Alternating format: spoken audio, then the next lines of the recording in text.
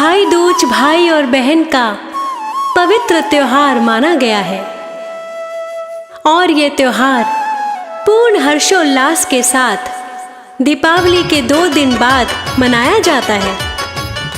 कार्तिक मास की द्वितीया तिथि को ये त्योहार मनाया जाता है और इसको यम द्वितीया के नाम से भी जाना जाता है। इस दिन अविवाहिता बहनें अपने भाइयों को तिलक करती हैं और उनको नारियल गोला भेंट देती हैं। विवाहित बहनों के घर भाई जाते हैं और बहनें अपने भाई को भोजन खिलाती हैं, उन्हें तिलक लगाती हैं और भाई भी अपनी बहनों को उपहार रूप में कुछ न कुछ अवश्य देते हैं। इस त्योहार की शुरुआत कब से हुई और किसके द्वारा इस त्योहार को पहले मनाया गया, इसके विषय में कई कथाएं प्रचलित हैं। आइए उनमें से कुछ कथाएं आप सभी भक्तों को सुनाते हैं।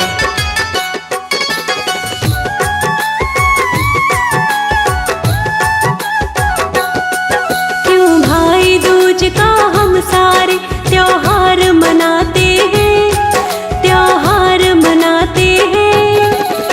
आओ भाई दूज की तुमको कथा सुनाते हैं, हम कथा सुनाते हैं।